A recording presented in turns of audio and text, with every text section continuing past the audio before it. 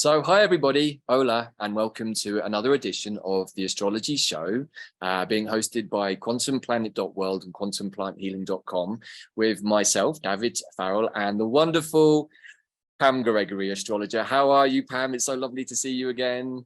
Always wonderful to see you, Davyd, in so much sunshine. And I always enjoy our very rich and kind of out there conversations. So I'm sure we're going to have another one of those today. I'm really looking forward to it. Yeah, likewise. And of course, we do have far out conversations sometimes off camera. And so we have to be a little bit careful about what we say. But today we're going to be looking at the Cancer Solstice that is coming up on June the 21st. And we're going to be looking at the big moves, as we always do, a few weeks out as part of our what is now a regularly quarterly preview with the equinoxes and solstices.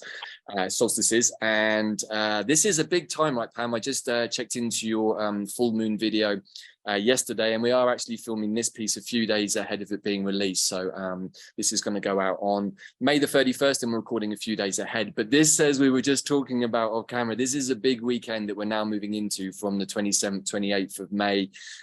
We've got that big full moon coming up on the 3rd. So this is really what happens after the full moon, right? In the run up to the solstice, and then what happens afterwards. So, there are a lot of big energies in the world right now. Lots of big news stories, depending on where you put your attention. You might get different impressions. And so I guess what we're looking at here is, again, this incredible choice point, right, Pam? And I think that the astrology is constantly showing us is which choice do you want to make? Where are you being compromised? Where are you not being sovereign? So where would you like to begin on this super, super important, powerful Cancer solstice in 2023? Yeah, thank you, Davyd. Thank you. That's perfect. Yeah, I'll show the chart in a minute, but yes, it is a massive period of choice point. I've talked about this in various videos because Pluto is square to the nodal axis, and it will continue to be so pretty much the entire year up to November. But it's very strong right now and until mid-July in particular.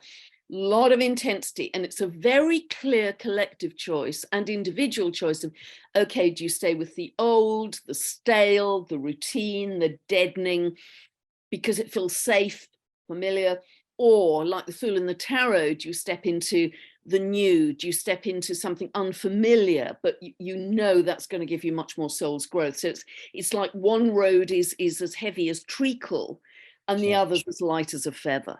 And your soul knows which choice to make, but it's down to each individual. And so many people are really feeling this right now. And as I say, it will continue really the whole year. But ultimately, of course, we will all come back to unity consciousness, but for a period of time as determined by the collective, there is this major, major fork in the road. And the further, it's like two speeding trains leaving a railway station, and the further out they get, it gets harder and harder to jump from one to the other. And if you're on that more spiritual timeline, it will just, and for many people this is true already, for me, even for me, it's true that the 3D world is just fading away to dust. I don't watch the news. I'm aware of what's happening, but I'm not disturbed by it or emotionally engaged with it. It's just fading further and further away, because my focus is, what are we going to create? And that's really what I would encourage people to focus on. That the demolition is going to happen anyway, because the low frequency vibration that was sustaining it is collapsing. So it's energetically it's a done deal. So focus on love, joy, peace, abundance, gratitude, what we're going to create, and we're going to get there faster, because it's how the collective also play the music for the astrology. So let me show the chart now, if you're happy for me to do that. Yeah, and just to say, beautiful. I totally agree with everything you just said there. And I've seen this other astrologers also saying the same things. Like, do you just keep doing the same thing, even though it's causing you suffering and pain and not really serving anything, but you don't know what else to do, so you keep doing the same thing for fear of trying something different that may give you a different outcome, but you don't know.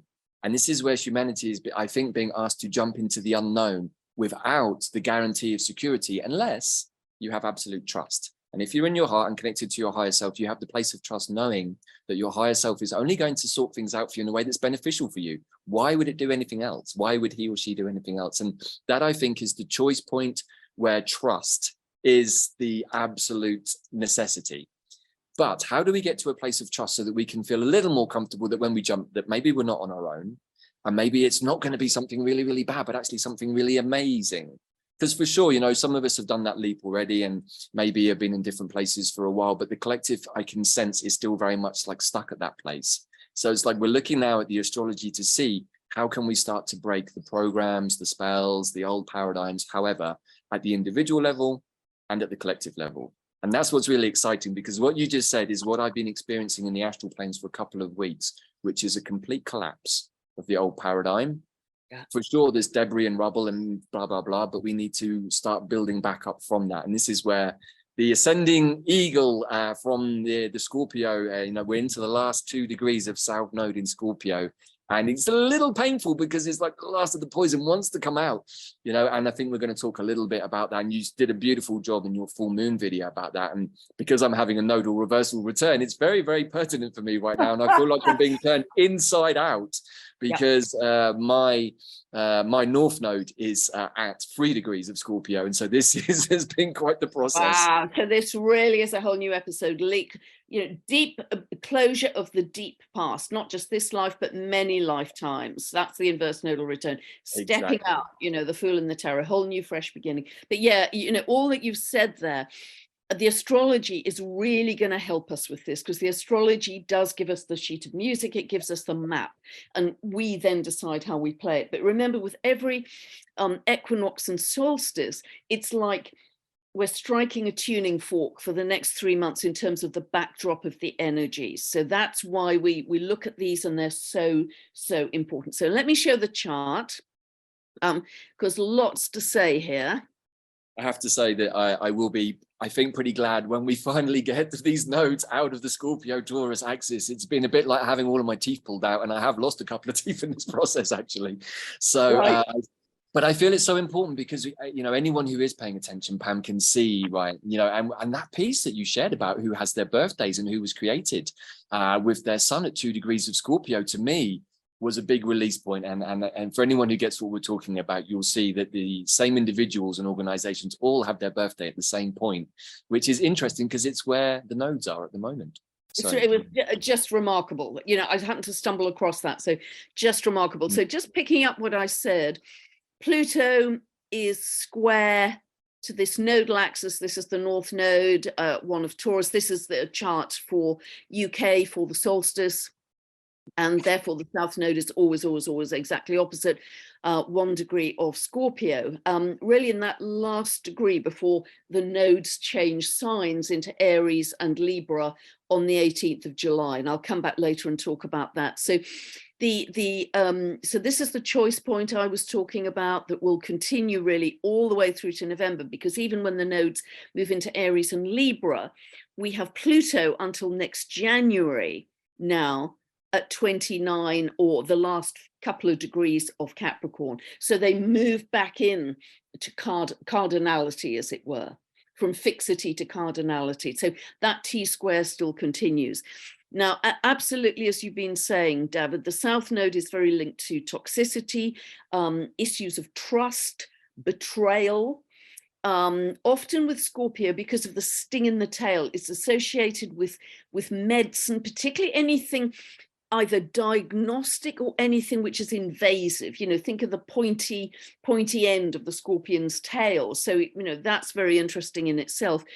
But this becomes like a seesaw, because the wonderful tall planet Haumea that I've talked about many times, she is at 29 degrees of Libra, so conjunct this South Node for some months. She's hovering around the end of Libra, early Scorpio.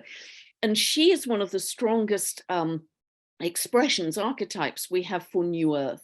Even her shape is egg-shaped, because she's linked to the Hawaiian goddess of fertility. She can generate babies from all over her body. She can reverse her age from an old crone to a young maiden. She is about creativity, regeneration, and producing wild food with her magic stick, the Makalai. She's a very powerful archetype for New Earth. So we've got this seesaw of the collapsing old and but the birth of the new happening at the same time. It's not that we have to wait for the old to collapse before we build the new.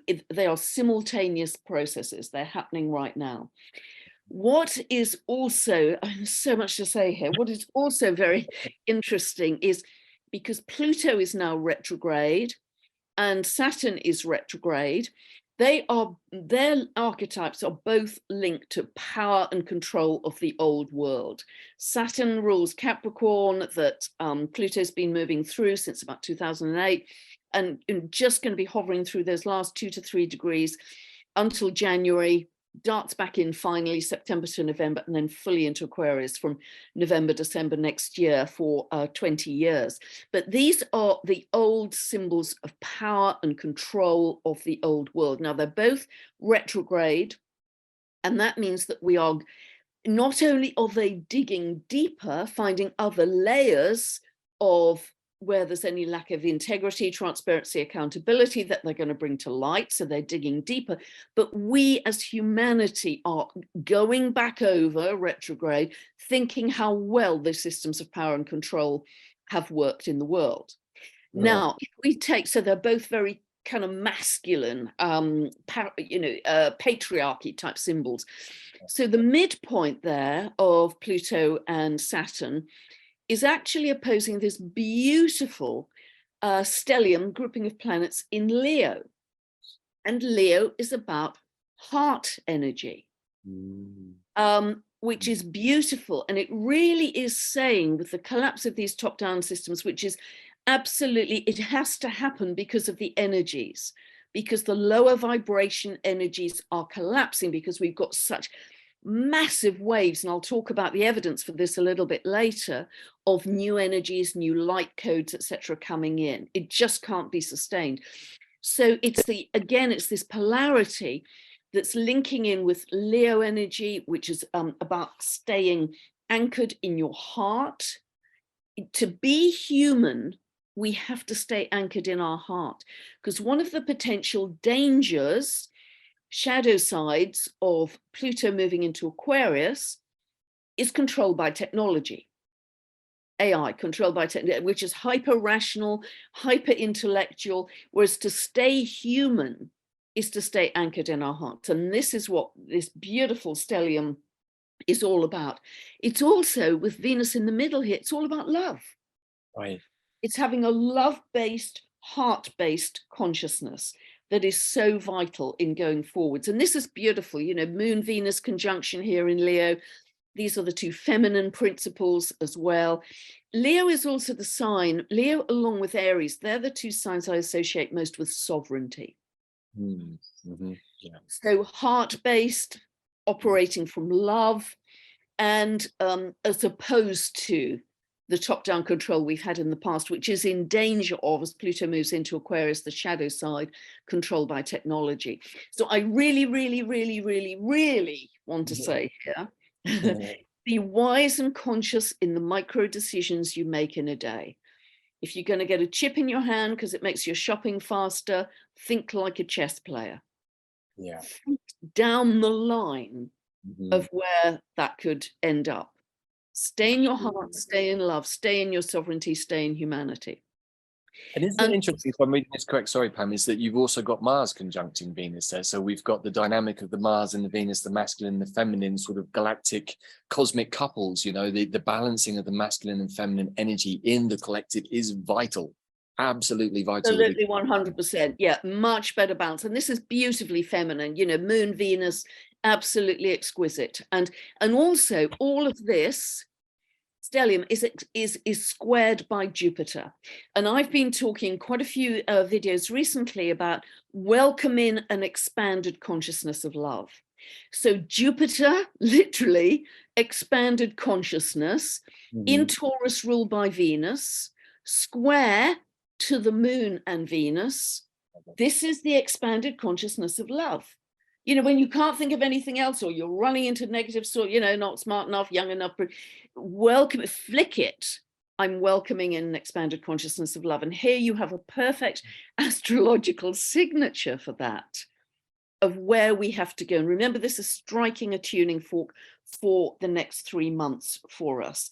So, yeah, so being very aware of that. Now, other things that are really worth highlighting here. As you mentioned before we hopped on the recording, Davyd, and I've talked about recently, we have Neptune exactly squaring the Galactic Centre, 27 of Sagittarius.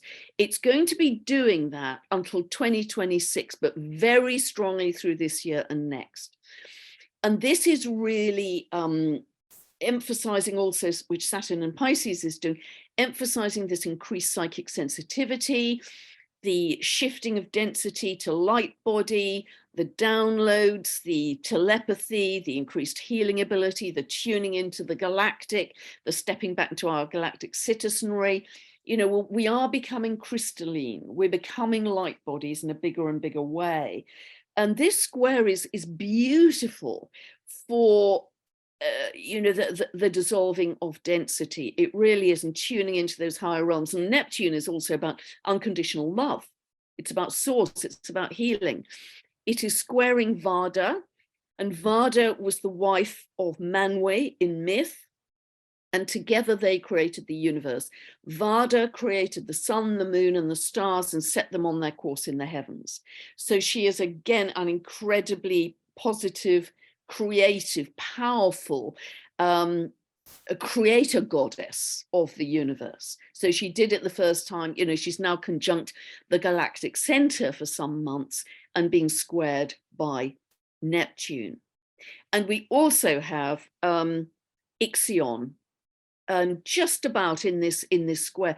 What I also want to say is this is actually really an out of sign T square, because the sun that will obviously have just moved into Cancer on the 21st of June, because that's what defines the Cancer solstice at 0 Cancer, is opposing this little grouping and squaring Neptune. So here we have another T square. So the sun is really highlighting not only the Galactic Centre, which it happens to do at every Cancer solstice, by the way, but it's also highlighting Vada, the female principle who created the cosmos, the planets, the stars. So this is like a rerun of that, if I'm making sense. And the sun is also opposing Ixion. Now, this is very interesting too, because in the lower expression of Ixion, another dwarf planet, Ixion was the lawless brother of Pluto, who murdered his father-in-law, had no regret. He was exiled from heaven. Zeus took pity on him and gave him a second chance. He then tried to rape Zeus's wife, Hera. And at that point, he was spun off onto a burning wheel into eternity because, you know, he'd rather blotted his copybook. So in a negative expression, there is no moral compass. There's no regret over murdering somebody. And I think many of us can understand how that's playing out in the world. But at a higher level of expression, this is about following your passion as an individual, following your bliss, and going your own way beyond normal social mores and finding joy in simplicity. Just finding joy and simplicity, carving out your own path of joy, simplicity, and bliss. And this is also kind of echoing, in a way, Uranus in Taurus, because this is really partly about going back to the simple, growing food, being in nature, biodynamic, going, you know, in tune with the rhythm of nature, going back to simple joys. So again, we have our potential fork in the road, because with so much new technology coming in, it's going to be very attractive, very tempting to jump on that bandwagon. But there's a whole other movement that's saying, no, keep it natural, keep it simple, keep it organic, bare feet on the grass, back to nature. That's going to anchor you. So, you know, super, super clear. Other things to mention here. I'm sorry, I'll just get it all out and then you can My mind's already completely just exploded. And I'm looking at sorry. No, it's okay. We're going to watch the replay several times. But the other thing which I think is interesting and is Mercury, which rules Gemini, is moving very fast, particularly from the 11th to the 26th of June. It's moving very quickly. Gemini is quick. Mercury is quick. And Gemini is to do with the facts, the information, the news, but it's also our mental perspective on things, how we see things. It's the kind of lens through which we see things. Uranus, which is the higher octave of Mercury, is also now moving very quickly. It was kind of hovering about the mid degrees of Taurus for quite some time. It's now moving very quickly for Uranus, because it has an 84-year orbit. It is now at the degrees 20, 21, 22, where it hasn't been since 1940, because it has an 84-year orbit. So what that says is, particularly because just before the solstice, we have a new moon in Gemini, so new perspectives, new thinking, is about new ways of looking at things with new eyes, looking at the same facts with new eyes and new perception. And that's going to be coming in quickly, because both Mercury and Uranus are moving so quickly. Uranus is also the planet of awakening. It's like a whole shift of perspective. And wow, why didn't I see this before? And it's going to be rapid. There's going to be a real jump of energy at this solstice. And the other things to say, which are very, very interesting, this is going to be quite long term. Pluto, as I've said, is hovering between last few degrees of Capricorn and early Aquarius up until December 2024, when it moves fully into Aquarius for 20 years. Sedna is essentially its dancing partner. Now, Pluto has a 248-year cycle. Sedna has an 11,400-year cycle, but it equally is moving out of the last couple of degrees of Taurus, another Earth sign, and into Gemini. So both of them, kind of holding hands in this dance, are moving out of the last couple of degrees of a heavy, slow, dense, materialistic Earth sign and into air, which is much faster. And so this is really about a radical change in values, away from materialism and ownership and all the things I've talked about many times, you know, bank account, your status and wealth being defined by money in the bank. You know, we're going to move away from those materialistic values. And there's also a very strong theme here for both of them, because Pluto, as I've just said, is digging up any lack of accountability, integrity, transparency in those last few degrees of Capricorn, very much this year, but also to some extent next year. Sedna, the myth of Sedna, the big core of the myth is that her father, she's the Inuit goddess of the Arctic, essentially. And in the myth, she married someone who promised her the world, but the husband kind of betrayed her. So the father came to rescue her in a canoe, but a big storm blew up. And so the father, in order to save himself, throws Sedna out of the canoe. And when she tried to cling on with her fingers onto the canoe, he chopped her fingers off. So this is a big betrayal by the patriarchy. So not only has the husband betrayed his promises, but boy, you know, father doesn't come that well out of this myth either. He chopped her fingers off. So there's a very strong theme with both of these planets in a trine, in a dance together for the next couple of years, that the patriarchy in some way betrayed them as part of their archetypes. And Sedna was in a kind of numb shock at that point, but because she could no longer hold on to the canoe, her body and her fingers floated down to the deep Arctic and actually transformed into brand new sea creatures of dolphins and whales and turtles. So it's a story of spiritual transformation as well, and it's surrendering all that we have known, the values, the solidity, the density, the materials. You know, we're gonna, and Sedna, of course, thought her husband and her father had her best interests at heart. Hence the numb shock. Yep, I'm sure this is, you know, creating echoes. I'm gonna have fun decoding this in a minute. I think I've got so many notes here, but I think do you want to continue, Pam? You've got a few more pieces. Yeah, just come on, you know, if I get it all out, as it were, and then we can sort of relax. Yeah, and then you can share, because I know you'll have tons of things to share here. What is also super interesting, and I've talked about it in other videos, but we have so many planets and dwarf planets changing sign now and over the next 3 years. Sedna hovering between Taurus and Gemini. Pluto hovering between Capricorn and Aquarius over the next 2 years. Uranus moving into Gemini beginning 2025, fully in 2026. Neptune and Saturn fully moving into Aries in 2025. And generally the shift is from heavy water, earth into air and fire. One of the exceptions to that is Homea. She's moving from air, 29 of Libra, into Scorpio, but nevertheless it's a change of sign. Manwe has just moved into Aries at the Capricorn solstice, December last year, into fire. Oh, and one very important thing also, I want to. I'm almost done. And therefore this Cancer solstice is incredible in terms of the number of cusp planets, which signals a massive change of energy. Not over the next 3 months, I think, but because all those changes are happening over the next 3 years, we are going to see an incredible shift of energy, which is so fast.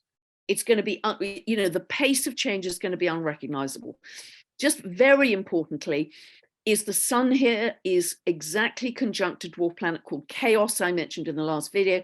Chaos is here at, remember, all of these dwarf planets, apart from Sedna, have about a 300-year orbit. This Chaos has 309-year orbit.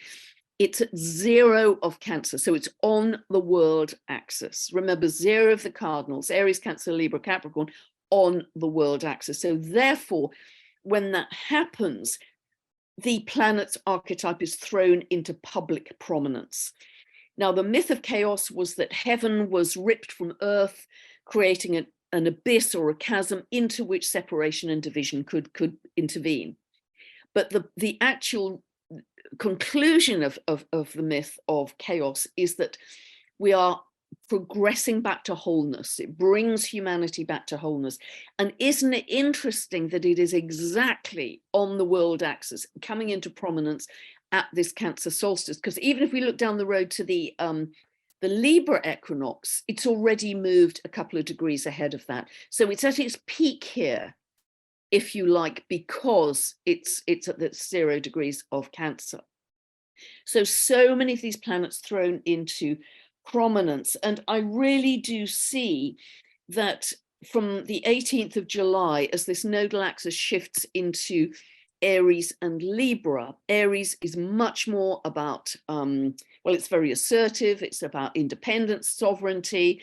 It's dynamic. It's self-sufficient, moving away, South Node Libra, from any kind of codependency. We are going to be, forging our own path. I do think that things could become quite lively in the collective, because as this North Node moves backwards into late Aries, I haven't written her in here, but Eris, warrior, sister of Mars, dwarf planet, the truth teller, the street fighter, the one who stands for justice, social inclusion. The North Node comes to conjunct Eris for several months through till about October. So the collective could be feeling quite feisty about the truth, and Mars is also square to Uranus. If I ever want to see a signature for feistiness and demanding the truth, it is Mars Uranus. And that's quite tight. That's 18 of Leo to 21 of Taurus. People will be demanding the truth. And as I say, these facts, or we will be seeing them in a new light with a new perception. It's going to be coming in very, the energy hit is so quick. And it's going to get faster and faster. So yeah, that's kind of all for now. I want to just bring in one final piece at the end with my interchange with Rory Duff today.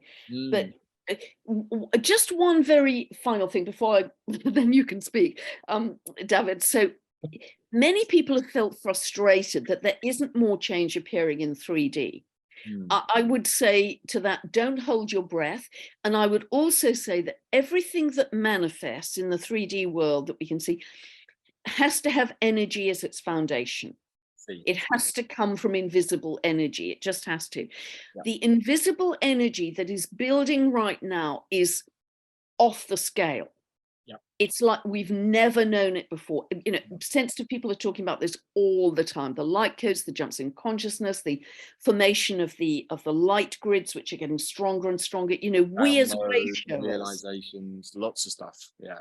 you know, we are forming new pathways of consciousness and light that others can follow. We are forming the energetic architecture of light that are becoming more and more solid and taking more form in every day that others can follow. So everything has to be born from that energy, and it's the energy here we're looking at. So don't get so frustrated, you know, trust the invisible, because boy, is it coming down the road. I mean, and once it comes down the road, it's going to be, you know, pretty speedy. Wow. Okay, Davyd, there's a lot that I'll come back just on that, you know, email interchange with Rory, but kind of over to you, because I know I've covered a hell of a lot in a very short time there. No, beautiful. Thank you for all of that. And yeah, my head has been fully blown open by most of that. So I'm going to try and backtrack through the different things, and we can pick them apart a little bit more. But I'm going to start in reverse order because of the things most present on my memory. So I'm just going to start with what you just said with Rory, because I think it's really, really important. And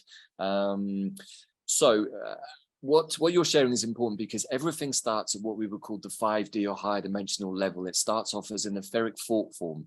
What happens in 3D can only be the result of that. Cannot be the other way around. Has to be that way around. So if we're trying to build the world from 3D, it's not going to work. And anyone who's ever tried to manifest from 3D only without really engaging with their higher mind, which is really just saying our imagination. You know, we need to start breaking down some terms so that people don't think that 5D is over there and the 4D's down there and the 7D's up there. It's like, no, it's like, it's all happening simultaneously right here, right now. Everything is happening simultaneously right here, right now, always. It just depends where we put our perception. Most of the time, we've been programmed to put our perception into fear-based activities that require security and us having to go to work and plan a holiday 6 months in advance. So we're always thinking either in the future, or we're always thinking about something that's already happened that's probably causing us some angst or suffering. Very rarely, unless we are super conscious and meditate and practice and, you know, do our practice a lot, our head is somewhere else. When you're like that, you can't really manifest because you're not in the present moment. So what you shared about the Leo energy is really important, because the heart is the connection directly to our higher self. It's also the access to the plant world, to the nature spirits. It's where we can connect at that kind of more empathic level. The monkey mind, the lower mind, is really, really great at doing lots of things, not least of all setting up Zoom calls, meetings, writing emails, driving the car, doing the shopping. Without that guy, we're not going to function very well. So we're not meant to be throwing out the lower mind, the monkey mind, the ego. This guy has a really important job to do. But he's got a little confused in the process over the last few thousand years, because he's been guided to think that he's in charge. Right, you know, that the mind is everything. Not true. You know, again, I share the very simple Buddhist meditation of sit and meditate and see if you can find, where do you exist within yourself? Where is Davyd actually pinpointed in the spacesuit? Where is Pam in the spacesuit? Is it in the end of my finger? Is it somewhere in my ponytail? Is it in my, you know, whatever? And you'll quickly realize that you can't find the spot where you exist in the body. Now, I'm sure for many of your audience, this is already well known, but it's worth reiterating, because part of the shift and what the astrology is showing us is that we have to start being more like that in our consciousness and less attached to the 3D. But we have to still be in 3D, hence why we need to engage with the ego so that we can navigate it. Otherwise, we will get 0 degrees of chaos, right? You know, which is not an easy paradigm to create in.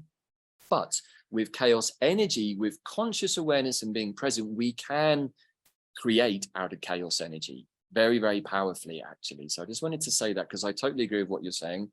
And, you know, maybe I'll talk about this a little bit at the end, but there's something that we are releasing today, the same day as this video is coming out, from Quantum Plant Healing, called the Rainbow Bridge Journey, which is going to start in 13 days time and is going to show everybody how to do this process of manifesting from 5D down to 3D, but why it's so important that the 3D space physically and energetically is clean and clear.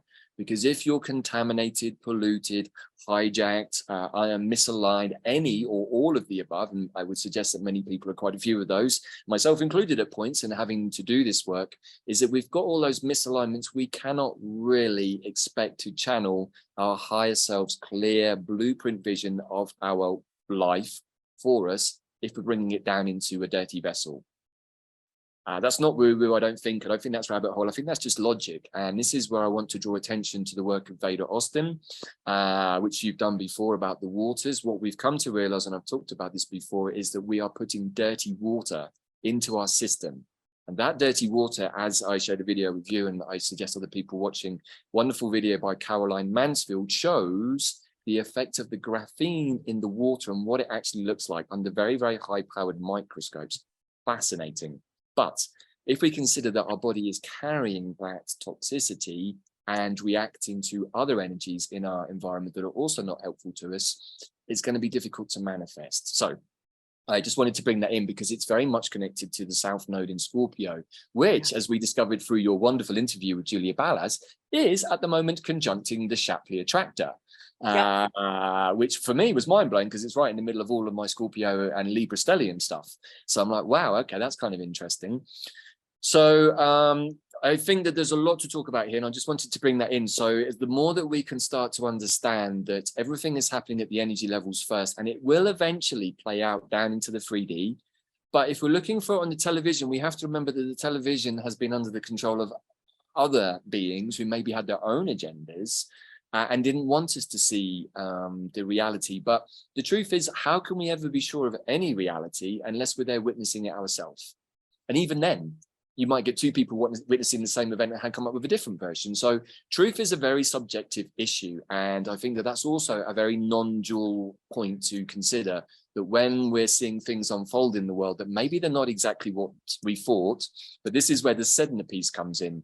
Because I would suggest that the betrayal by the patriarchy over the last few thousand years is almost complete and ubiquitous against everybody, but particularly against the sacred feminine, which I believe the Sedna story sort of exemplifies. But by trusting in the patriarchy and trusting in the process, the feminine was also then able to drop to the bottom of the ocean and recreate all of these new animals. Yeah. So even if there is a betrayal of the deepest level by the patriarchy, which I suspect is what we're all sensing and seeing, it doesn't really matter, because spirit also always finds a way to create out of that. The light is always working through the dark, right?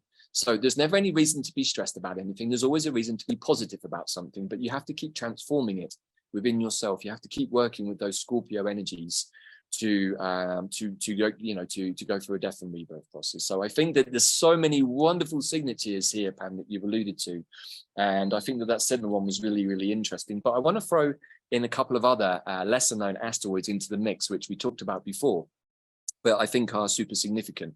Shall I stop sharing here, Davyd? Shall I stop sharing? No, let's just keep this up for a couple more minutes, because I think it's useful, and then we'll come back onto sharing. But there's an asteroid, and I'm going to just directly own this one. It comes from this wonderful book by Demetra George and Douglas Block about some of the asteroids. But I picked out a couple that intrigued me when I was looking through them this week. And one of them is Pandora at 2727 of Pisces, absolutely conjunct Neptune, which of course is squaring the Galactic Centre. So I'm going to, in all honesty, just read a couple of little pieces from this, because I think it's the best way of describing it, so that your audience will get an idea of the energy of Pandora. So Pandora is a Gemini Scorpio blend who, through her unorthodox actions, raises the rational intellect of Mercury to the intuitive and revolutionary vibration of Uranus. Pandora denotes an affinity for innovation, unexpected discovery, and controversy, hence the Pandora's box. You don't know what's going to come out, right? A Pandora personality is marked by curiousness, a restlessness, and a rebellious nature. So there can also be the energy of troublemaker in this mix. But I would like to suggest that really what we're looking at here with the opening of Pandora's box, with that nice Neptunian energy in Pisces squaring the Galactic Centre, is an opportunity for a much more higher dimensional Pandora's box to be open, which is going to gift us the tools of creativity and play from the higher dimensional realm, so that we can do exactly what we were just talking about and Rory said, which is manifest much more consciously down from 5D into 3D. So I think that's beautiful. I think that's absolutely fabulous. I'd really, particularly because it's square to the Galactic Centre, and really Uranus moving into these new degrees. I mean, Uranus is always about the galactic, the foreigner, the outsider, but we are stepping back into our galactic heritage, and the fact that Sedna is coming back to its closest point to the Earth, 11,400 year orbit, and she goes way out to the edge of the Oort cloud. So she's bringing back new cosmic information back to the Earth to reawaken our galactic heritage. We're going to remember that. So yeah, wonderful, Davyd. Yeah, very well said. I didn't know about Pandora. That's absolutely fascinating. No, and I think there's a lot more to discover about Pandora. So this is kind of a little bit of a lifting of lid. But the other one that I think is really interesting, which is also at a very late degree, is Urania, 28 degrees and 4 minutes of Cancer, which is opposing the Pluto, slightly. Well, no, it's inside. So No, it's pretty tight. Urania, Yeah. pretty tight. So what I'm understanding from this, Urania is really the asteroid that represents the idea of astrology, astronomy, numbers, quite kind of mathematical. And so when I'm seeing this being opposed by Pluto, what I'm understanding again is that this is an opportunity for us to reevaluate from more wisdom, more knowledge, how we view astrology and astronomy and how we can start to work with it. And as I've been talking to you about, we've just recently got connected to the Stellar Nations fixed star astrology, which I now understand from working with this material is really about our cosmic humans journey, our soul's journey that we went on through many different star constellations before we manifested down into 3D. It's the journey before the journey. It's a bit like watching some of these prequel box sets that they keep making of series that you love, and now they've gone and made the one before. This is Star Trek, the original series before the original series, right? What happened to Kirk before he was Kirk? It's kind of a bit like that. So I think that this is really, really exciting. And again, the more we look at these KBOs and asteroids and centaurs, and even now this fixed star astrology, which we've been, I think you brought in at various points with the Aldebaran and Algol, there's quite a few hundreds, and they're grouped into different nations to do with dragons, angels, serpents, whales, dolphins, arthropods, great bears, Christ consciousness, and a few others. And what we understand is that is our DNA. That is our star DNA that we carry within us. So in my work, I've always connected to dragons and angels since I started doing this work over a decade ago. And I never really understood why it was so strong for me until I looked at my fixed star astrology and understood that I spent a lot of my soul's journey in those constellations, working with those frequencies. Mind-blowing stuff. And actually the day that this is being released, we also have a brand new introductory video on our brand new website, quantumplanet.world, talking with a wonderful lady called Leslie Shankman about how all of this works and how we can work out our cosmic human self by looking at the fixed astrology and how it connects with our traditional astrology. So this to me is Pluto opposing Urania, and us now being given, because we're doing all of the cleaning work on ourselves, activating our DNA, cleaning up our DNA and activating the memory of our soul self from beyond this realm, which I think is super exciting. It's incredible. Yeah, it's incredible. And that, yeah, this is really an expanded consciousness, as suggested here by Jupiter.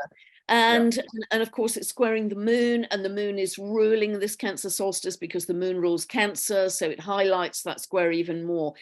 But, this is the takeoff point for people to really, really get that we are not victims of fate. We are not victims of the planet. This is a set of modeling clay in a particular pattern. This is a set of modeling clay or a sheet of music. We get to choose individually and collectively at what level we play that, or we form it. Right. Nothing is set that you will be miserable and victimized and fated. It's up to us to take these energies and play them or form them to their highest point. And I really want to emphasize, this is the beginning of our real mastery, the mastery of our thought, our intention, working with our heart energy, really see it as this huge shift in consciousness of understanding the power we have as individuals. And I just want to kind of bring up this email exchange with Rory today. Rory Duff, who I often talk about his work. I think he's an incredibly unique and gifted pioneer working with energy lines. He's a geobiologist, he's a master dowser. I think his work is so different and so exciting in what his piece of the puzzle is bringing to the picture. But knowing I was going to have this session with you today, Davyd, I wrote to him, and he's incredibly busy. I didn't expect him to reply, but he actually replied very quickly. And because I was asking about how is he measuring, and it's, very much he uses scientific method with this. How is he measuring the energy lines, and what is he anticipating around this solstice? And he said, directly after this solstice, he believes that we're going to see another 20% increase in the width of energy lines. Now, originally, a few years ago, when he started to do this work, and he always said that we should meditate the day before every equinox or solstice, not the day of, the day before, because there was a harmony. All of the Earth's energy lines came into harmony the day before. So the harmony period was a day. This is just a few years ago, not long at all. The harmony period is now extended and extended and extended. It is now 34 days around each equinox and solstice. And he has been saying by December 2024, which of course is when Pluto fully moves into Aquarius, we are going to have year-round harmony of all of the energy lines across the Earth for 200 years. And he is seeing that as 200 years of peace.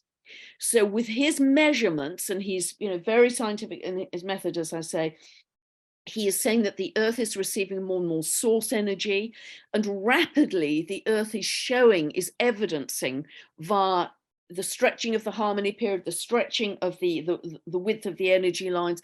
The Schumann resonance is peaking in strength and amplitude. The Earth is going through her own very, very rapid upgrade. And because we are sandwiched in between this upgrading Earth at speed and all this atomic energy, new light codes, etc., we have to upgrade or exit. But it's rapid because we have never ascended in physicality before, and certainly not at this speed. All this, the solar flares, we didn't have any M-class flares in 2018. The other day we had 10 M-class flares in a day. Yeah. It's just crazy. So that is what is creating a lot of, physical disturbance very often. You either can't sleep at all, or, you're in the Dormouse finals, or tinnitus, or dizziness, or nausea, because our little energy systems individually are having to move so fast. So remember that this fast moving incoming energy from source, from very high frequency light, is absolutely foundational to what is then manifested, but you have to work with it and not go into gloom and doom and think everything is lost and it's the end of the world. Whatever you do, don't do that. No, that's wonderful. Do that. Yeah. No, Rory Duff's work is amazing, and of course, I'm also a geomancer, and I was blessed to learn from my teacher, Dr. Patrick McManaway. So, working with earth energies is something that I think some of us have been doing for a while on the planet, cleaning things up in the background. It's can be challenging work sometimes, and Rory, of course, has been out there talking a lot about this for a while, and his work is really important. And I don't advise people going out there doing geomancy if you don't know what you're doing, but I suspect that many of us behind the scenes have been cleaning up the land dragon lines for a while, and for sure Rory's been one of the biggest proponents of that. So that's really wonderful to hear, and it resonates deeply with me for lots and lots of reasons that maybe is not appropriate to share right now. But I definitely feel that we are coming to a place of convergence where the earth energy lines, the dream lines of Mother Earth, are going to be free to do what they want to do, because the alternative overlay has now been removed. And we are seeing the very, very dregs of the overlay being removed. If you know what to look for, you can decode almost anything that you see out there. Dandelion has often said to me, whatever you want to know, anything about anything, you can see it immediately within your fractal vicinity. All you have to do is be in the present moment, keep your eyes open, and spirit will start to give you answers through all manner of things: animals, buses going by, messages appearing. Spirit finds a myriad of ways to communicate with you. And so it sounds like a strange thing to say, but you can ask almost any question and wait for it to appear in your environment quickly, but you have to be super present, super present, and not being distracted. So I think that's really, really interesting. And, for sure, don't get distracted by the illusion. As you say, the theatre is falling apart. The backdrop is faded and grey. The actors are beyond a joke, and we're all kind of getting a little bit bored of the storyline. But there's a little bit of me, certainly, that wants to see exactly how does it finish. And I want to see the whole theatre collapse. And I can walk away and say, okay, it's done. I think the theatre is being held up by duct tape right now. And that everyone's cleared out of the reception. The refreshment booth has closed down. And the only people who don't really know are the people still on stage, because the last person is turning off the lights. But still, the actors are on the stage.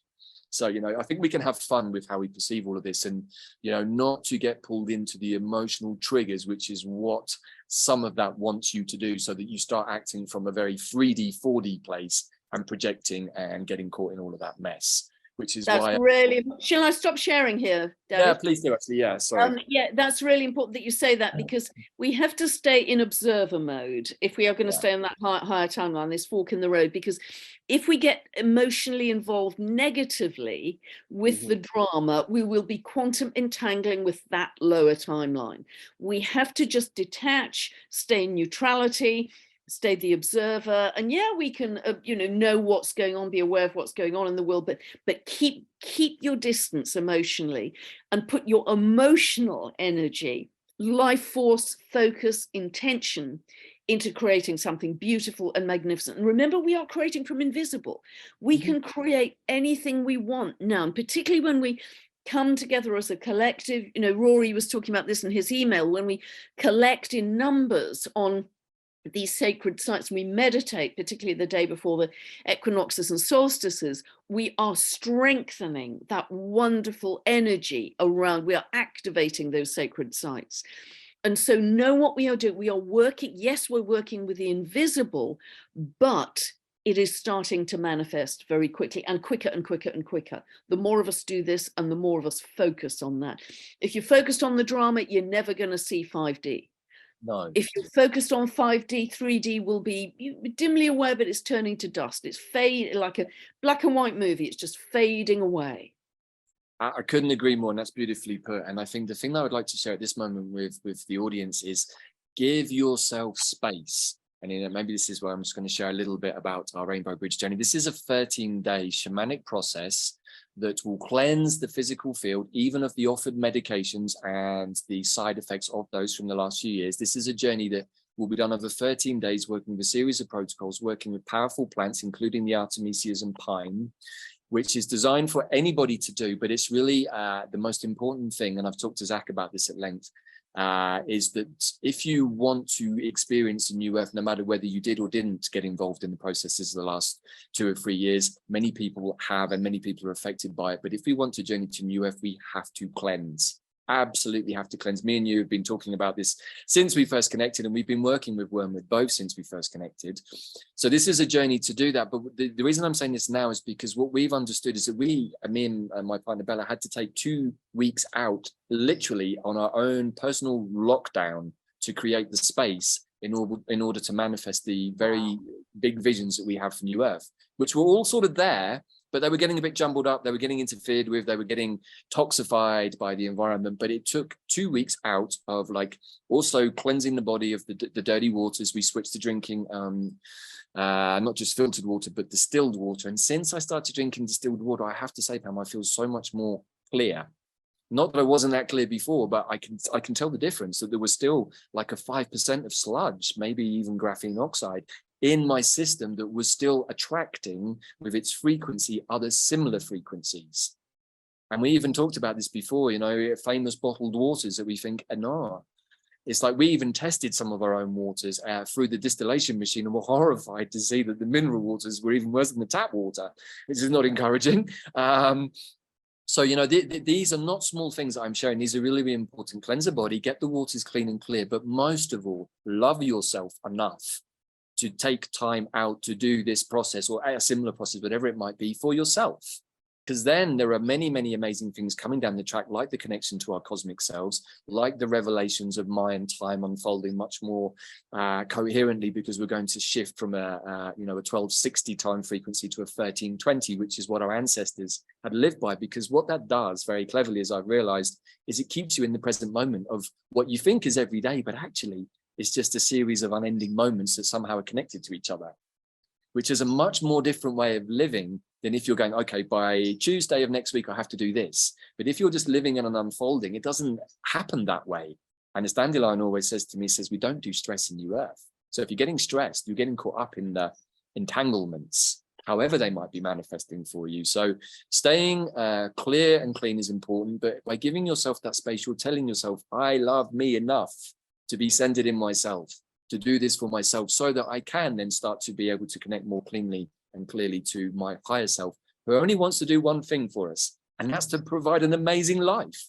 Anything else is what Lucifer gave us, which is the ability to go left and right with our free will and pull ourselves away from our destiny, which can be fun, sometimes we get into trouble, and then we come back to the center and realize, oh, actually, I think I just want to be in the flow that my higher self created for me, and not take these devious left and right turns that can often be fun, but often get you into karmic trouble, right? So we're coming back to our center line self, the middle path, as a Buddhist would call it. And when we get into that beautiful alignment from here in the heart up to our higher self, then we have that beautiful clear channel. But we have to make sure that our chakras are all clean and clear, that our toroidal field is flowing, that we don't have low frequency gunk attracting more low frequency gunk.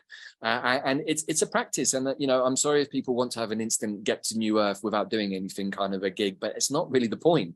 The point is the journey, right? And if we don't want to do the journey, then one has to wonder why you want to be here at all. You know, we chose to be here. And I think that's also really important, is every one of us signed up to this craziness, right? This incredible hallucination. It is Mother Earth, but it's incredible, right? So why not take part? And I think that that's where we can really start to have a lot of fun with this, is remind ourselves that we're meant to be having fun and playing here. And if we're getting all bent out of shape and serious and stressed, then maybe we're not playing the game the right way. We now realize how the game was being played by the 1%. But now us, the 99%, have got the same rule book, and we understand how it was being done. And now it's our turn. And this is where it gets fun. So yeah, I really agree. And talking about being in the present moment, North Node moving into Aries. Aries is very much the sign linked to I'm in the present moment. You know, right. Absolutely super focused and present. Yeah. So wonderful. anyway, you know, just to conclude, so this particular healing process will start on June the 13th, run for 13 days. So it's going to run over this solstice, which I think is amazing, because we're going to be working with all of these energies of the astrology and more to set up people so that they can really step into the process that we have been talking about, I think, on every video since we started working together, and you say in every video, which is like, we are able to manifest new earth ourselves at the individual level. And if each one of us does that, don't worry about what everybody else is doing, take the responsibility for yourself. So I think that that's probably it, Pam. You know, this has been amazing. I love doing these. I want to say a huge thank you. I know I say this to you quite a bit, but really feel blessed that you've been such a wonderful teacher for me over the last couple of years, doing these videos, teaching me about astrology, inspiring me to go and look at KBOs and work with people like Kelly. And I just have so much fun with all of this, and so much of what is here in my life is because of doing this with you, Pam. So I want to say, oh, bless. I'm so thrilled. I'm so thrilled you're living a wonderful life, and you know, you've manifested it. You've manifested it yourself. So you know, down to you. It's your efforts. But yeah, it's been an absolute joy to share these sessions with you, and we'll hopefully continue to do that, because they're so, you know, we are in the crucible of change. These are massive, massive times of spiritual transformation that we're living through. So I hope these conversations that Davyd and I have are really helping people out there to stay focused, positive, and just, yeah, bring it on. And you know what, just as a final thought, we didn't really talk about him today, but my new buddy Hidalgo, another asteroid, is currently at 18 degrees of Scorpio for this solstice. So he's going to be directly opposing Uranus in Taurus, which I think is interesting because, you know, if anyone watches the Hidalgo video, he was the warrior priest archetype, and he was a revolutionary. And anyone who's watching the news right now can see that Mexico is very much in the news because our volcano over CDMX is on the verge of exploding.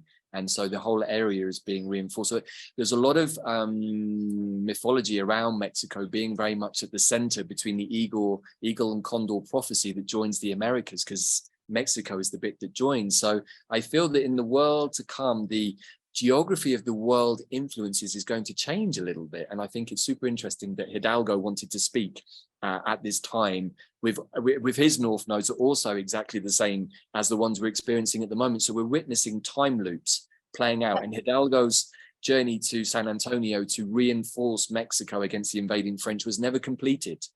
But now we can see many activities going on the border that are now bringing many other avatars of the past work to their conclusion in this time space, because we're able to give quantum awareness to it. So amazing. Yeah, amazing. And of course, Uranus in Taurus is about new lands, extreme earth changes. Homer, in her fire goddess expression, created the islands of Hawaii. So we should expect, you know, some big stuff happening to create new earth. Absolutely. Revolutionary energies, however they manifest. So I just wanted to share that. You know, there's a lot of fun to be had with the astro.com chart system, and you can program in all kinds of things. And I had a bit of fun with this the other day, final thought, and I found an asteroid called Datura. First flying object in the sky that I have found that is named after a plant, and it happens to be a plant that I know. So it's got me thinking about, I wonder how many other asteroids there are up there. Maybe there is a plant astrology chart that we can read through understanding the quantum intelligence of plants. And that's amazing. That's amazing. Everything connects. That's amazing. Again, this for me is the Urania opposing the Pluto, and being given the opportunity to think differently about our own journeys. And we might even be able to name asteroids after ourselves and chart our own journey through New Earth by charting the asteroid that we've named after ourselves and how it's affecting us. Who knows? I'm having fun with this right now, but I think this is a great place to finish. Thank you so much, Pam, for this. Please do share again with the audience who don't know your work, where they can find out more about you and your newsletters and so on. Yep, pamgregory.com. Everything is there. I've got a very busy new YouTube channel, Pam Gregory Astrology. Not Pam Gregory Astrologer, that's the scammer. Pam Gregory Astrology, and that's very busy. And I put out several videos a month, and always things happening. Yeah, and very active on social media too. So yeah, lots going on. So just helping people through this massive transformation. So thank you again, Davyd. Love the conversation, and looking at your beautiful scenery and sunshine. You're having a wonderful life there. Bless you. Thank you so much. And just to conclude, thank you again, Pam, for all the other videos you have been doing. I found many of them to be super useful, particularly the one recently with Julie Ballas. That really clicked a lot of boxes for us at this end. But for those of you who would like to find out more information about the Stellar Nations fixed astrology work, please do go to our brand new website, quantumplanet.world. And if you're interested in finding out more about the Rainbow Bridge Journey to Oneself, which will be taking place from the 13th to the 25th of June, please go to quantumplanthealing.com. So, as always, thank you everybody for tuning in to this wonderful piece that Pam has provided for us. Again, thank you, Pam, on behalf of everybody. You are not only a national treasure, but becoming a global treasure.